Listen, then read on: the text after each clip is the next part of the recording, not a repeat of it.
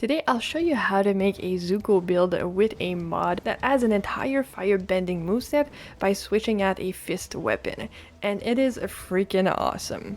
I'll show off the entire moveset, I'll show you which weapon it changes so you can get it, where to get it, and I'll also show you how to install this mod because there are no clear instructions on Nexus mods on how to do this, and I had to mess around for a bit just to figure everything out. And you can also change the color to blue if you want to play as Azula instead of Zuko. And it also adds a really cool lightning ash of war that simulates Azula's lightning bending that she does further into the series, which is freaking awesome and does a massive amount of damage. So if you're a fan of Avatar, you're going to freaking love this, and even if you're not, it adds a completely new moveset to the game, so why not try it out? I might actually try to do an entire run with this, but at Soul level 1. So let me know if you guys kind of want to see this. Maybe I'll stream it, or maybe I'll just record it and then stitch it together. So I'll show you now how to install these mods. So obviously you need to download them. For the firebending, you want to open the zip file, and you see you have a CHR folder, character folder, and a regulation.bin. Now those two are very important. You'll need to install both of them. So you want to go wherever your mod engine 2 folder is and wherever you extracted it. If you don't know how to use mod engine 2, I did make an entire video on how to install mods with it. So once you get in there, if you don't have a mod folder, you have to make one. Then you're gonna grab the CHR folder, put it in here.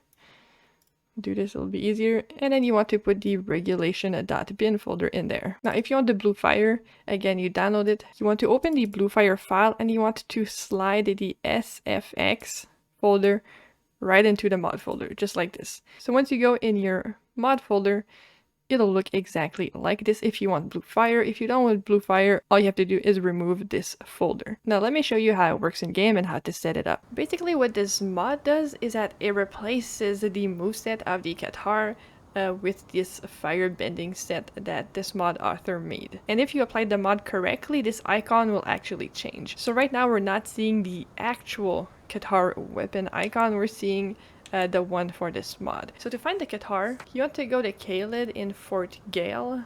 You need to enter Fort Gale, defeat the lion, then above him you will be able to loot this weapon in a chest. To get 2 of those, you will need someone to drop one for you, or you'll need to start a New Game Plus. The Ash of War is already on it and you can't put it on anything else, but basically to activate it you hit it once and then you hit it again to send the thunderbolts forward. So this is really what you'll do the bulk of the damage with, because it doesn't seem like the fire attacks actually scale with anything.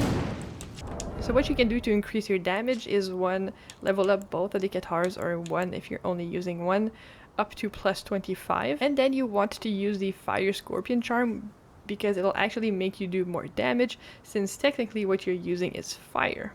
But oddly enough, it doesn't seem to be scaling with strength or dexterity, or maybe it just applies it when you hit your enemy up close. I'm not really sure, it didn't see a difference, so correct me if I'm wrong. And you can also use something like Millicent's prosthesis, because if you're up close and you're doing a lot of up close hits, then you'll get a boost in damage. And you want to use the Carrion Filigree crest so that the Thunderbolt will take less FP. Now for the build itself, like I said, it doesn't seem like strength and dexterity do much scaling, but I put them on anyway. So at level 150 I have 50 vigor, 30 mind because that Ash of War does suck up a lot of FP, 35 endurance because we do a lot of up close fighting and everything we do does cost endurance, 50 strength, and 41 dexterity. Now my dexterity is at 36, but because of the Millicent's prosthesis I actually have plus 5 to my dex. And to be able to use the Katar you need a strength of 10. So you don't actually need to spend points in those unless I'm very wrong and it actually does scale, but that is the type of build you want to go with. And honestly, the Ash of War does so much damage, you don't actually need to level up a lot with it. So I'll show you the entire moveset. If you're two-handing, the Power Stancing has a 5-hit combo.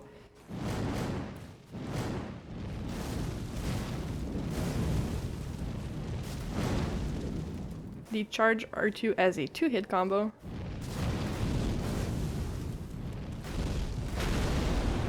That ends in a nifty little explosion. You have a Jumping R2, a Jumping R1, that you can do in the air as well. A rolling R1. And a dodging R1. Now the one-handed R1 combo looks like this. It ends with an up-close hit. The charge R2s for one-handing is actually really good because it sends a fireball really far. As you can see, they go really far and they like detonate on impact as well. There's a jump R2 and a jump R1, which is basically the same except it's just one hand, right? There's a rolling R1. The dodge R1 is a really cool like fire breath that you send out. And what's awesome is if you're one-handing, you can actually use the L1 instead of blocking. It'll do the two-handed moveset. So that is how you install and use this mod to play. It is so freaking fun if you're a fan of Avatar at all. You definitely need to do a playthrough with this. So have yourself a wonderful day, everyone, and I'll see you all very soon.